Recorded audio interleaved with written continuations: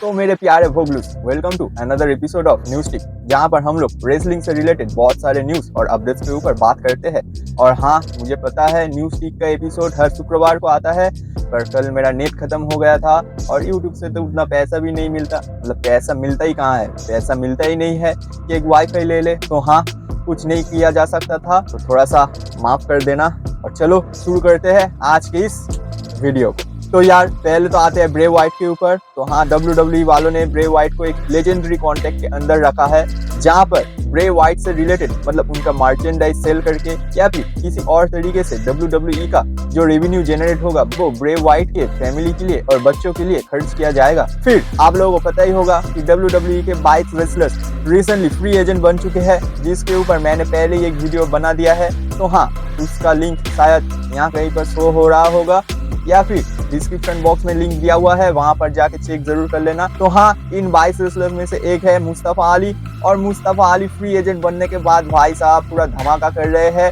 और उन्होंने इसी धमाके के साथ अनाउंस किया है कि मुस्तफा अली वर्ल्ड टूर 2024 आने वाला है, जहां पर वो पहले तो जनवरी 12 को GCW नो कॉम्प्राडे में आने वाले हैं, फिर जनवरी 18 को NCPW मतलब नॉर्थ शोर प्रो रेसलिंग में आने वाले हैं, फिर 9 फरवरी 2024 में DEFI में आएंगे, फिर फरवरी 10 2024 को रन दिस टाउन में एक फेटल 4-वे मैच में पार्टिसिपेट करने वाले हैं, फिर फरवरी 25 2024 को प्रेस्टीज रेसलिंग में माइक बिकले के अगेंस्ट भिड़ने वाले हैं, और 1 मार्च 2024 को ट्रबल इज ब्रूइंग में अपीयर होंगे। तो हाँ, इससे तो मुझे यही लग रहा है कि मुस्तफा अली जैक राइडर के फुटप्रिंट्स को ही फॉलो कर रहे हैं और इसी फ्री एजेंट के लिस्ट में थे टॉप डॉलर। तो हाँ, टॉप डॉलर ने भी अनाउंस कर दिया है कि WWE ने उनको रिलीज करके एक बहुत ही अच्छा काम किया है और अब से डॉलर एरा शुरू होने वाला है। तो टॉप डॉलर के लिए भी बहुत सारे विशेस और गुड लक। फिर ऐसा भी खबर आया है कि डोमिनिक मिस्ट्रियो ने WWE के साथ अपना कॉन्ट्रैक्ट रिन्यू कर लिया है, जो कि एक मल्टी ईयर डील है। और उसी के साथ साथ डोमिनिक मिस्ट्रियो के पिताजी रे मिस्ट्रियो ने भी WWE के साथ कॉन्ट्रैक्ट साइन कर लिया है, और इसके साथ साथ शार्लेट फ्लेयर भी अपना कॉन्ट्रैक्ट रिन्यू कर लिया है, और मेरा क्रश बेली ने भी WWE के साथ कॉन्ट्रैक्ट रीसाइन कर चुकी है। WWE में बेली को देख पाएंगे भाई साहब।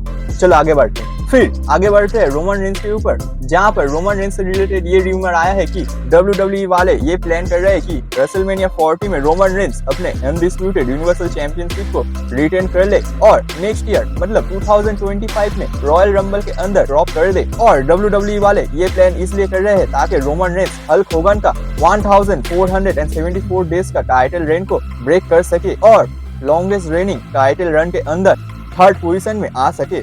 तो हाँ, इस पर तुम लोगों का क्या ओपिनियन है वो मुझे कमेंट सेक्शन में जरूर बताना। और जहाँ पर WWE चाह रहे हैं कि रोमन रेंस रेसलमेनिया 40 के अंदर अपना टाइटल को रिटेन कर ले, वहाँ पर ही बुली रे ने कहा है कि कोडी रोड्स और CM पंक को रेसलमेनिया 40 के अंदर ही अपने स्टोरी को पूरा करना चाहिए, क्योंकि अभी वो बहुत ही ज्यादा हाइप अप है और फैंस भी उनके पीछे है। तो हाँ, WWE को इस सिचुएशन का फायदा उठाना चाहिए। तो फिर रेसलमेनिया 40 में क्या होता है वो तो हम लोगों को अभी भी पता नहीं है, चलो वो तो रेसलमेनिया 40 में ही देखा जाएगा। पर अभी हम लोगों को जो पता है वो है हमारे AEW world heavyweight champion MJF को नेशनल जीव स्पोर्ट्स के हॉल ऑफ फेम में ऐड किया गया है। तो हाँ, MJF के लिए बहुत सारे कॉन्ग्रेचुलेशंस और बहुत सारा प्यार। और इसी के साथ ये भी खबर आया है कि LA नाइट अपना होम टाउन के सिटी ऑफ की को पाने वाले हैं। तो हाँ, ये उनका हार्ड वर्क का ही रिजल्ट है।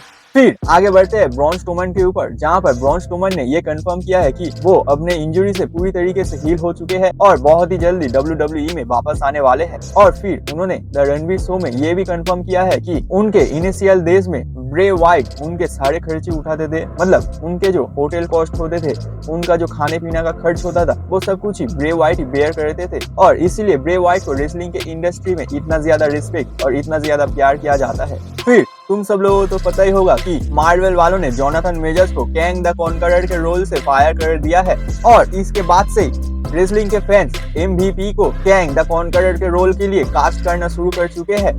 तो हाँ, ये तो बहुत ही हाईली अनलाइकली है कि MVP कैंग द कॉन्करर के रोल को प्ले करेंगे। ऑल्सो MLW वाले मैट रिडल वर्सेस जेकब फट्टू के मैच को प्रमोट कर रहे हैं। और अगर आप लोगों को पता नहीं है कि जेकब फट्टू कौन है, बस YouTube पे जाके जेकब फट्टू लिख के सर्च करो और मैं गारंटी के साथ कह रहा हूँ कि आप उनके फैन बन जाओगे। इसी के साथ साथ लेसी इवेंस ने ये भी कंफर्म किया है कि 2021 में उनका और रिक फ्लेयर का जो स्टोरी लाइन चल रहा था, वहाँ पर रेसलमेनिया 37 में Lacey Evans finally women's championship जीतने वाले थे, पर इस स्टोरी लाइन को ड्रॉप कर दिया गया लेसी इवेंस के प्रेगनेंसी के चलते। फिर डिस्कवरी चैनल ने बिग लिटिल ब्रॉलर्स नाम से एक रेसलिंग रियलिटी शो अनाउंस किया है, जो कि 9 जनवरी 2024 को प्रीमियर होगा। फिर आगे बढ़ते हैं ब्रायन डैनियलसन एके डैनियल ब्रायन के ऊपर, जहां पर रिपोर्ट्स के माने तो वो अब से AEW के रेसलर्स को फाइन करने वाले हैं अगर वो सोशल मीडिया के ऊपर उल्टा सीधा काम करते हैं। मतलब हमारे स्कूल कॉलेज में वो एक खड़ूस सर रहते हैं ना, जो छोटे से लेके बड़े बात पर ही हम लोगों को एक चमन लगा देते हैं, ये तो वही वाला स्कीम हो गया है। ऑल्सो सेवरल सोर्सेज ने ये कंफर्म किया है कि NWA का कमेली 1 जनवरी 2024 में NWA को छोड़ के जाने वाली है। फिर रेसलिंग के दुनिया के so called mastermind Tony Khan ने कुछ टुकड़म लगा के NFL का एक शो पर AEW का प्रमोशन कर दिया है। इसी के साथ टोनी खान ने ROH में एक नया चैंपियनशिप लाया है, जिसका नाम है वुमेन्स टीवी टाइटल चैंपियनशिप। मतलब जो शो टीवी पर ही नहीं आता है, उसके लिए एक टीवी चैंपियनशिप। वाह क्या सीन है।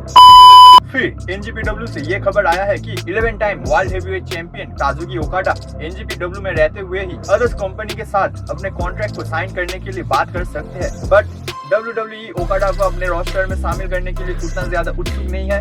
उसके जगह पर AEW काजुकी ओकाडा को अपने रोस्टर में शामिल करना चाहते हैं, जो कि हाईली एंटिसिपेटेड की है।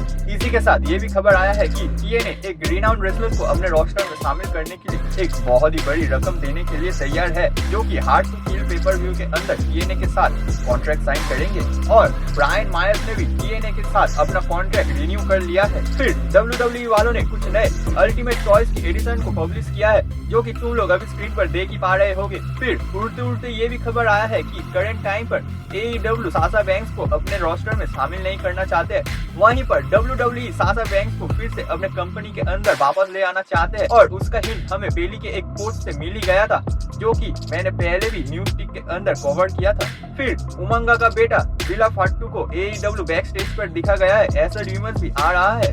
Also recently former WWE superstar Tyler Reks ने अपना सेक्स ऑपरेशन किया है, मतलब वो लड़के से लड़की बन गए हैं और अभी से वो गबी टॉप नाम से जाना जाएंगी। तो हाँ, उनको बहुत सारे बधाइयाँ और शुभकामनाएं। और एकदम आखिर में आते हैं लिव मॉर्गन के ऊपर, जो कि इस हफ्ते में सबसे ज्यादा ट्रेंडिंग रही है। तो हाँ, लिव मॉर्गन को पुलिस वालों ने अरेस्ट कर लिया था, क्योंकि उनके पास से कुछ ड्रग्स वगैरह मिला था, पर पुलिस वालों ने उनको कुछ टाइम बाद ही रिलीज कर दिया है। और इस बात से WWE में उनके रिटर्न को लेकर कोई भी बदलाव नहीं लाया जा रहा है, बल्कि उनके रिटर्न का जो प्लान था वो अभी भी कायम है।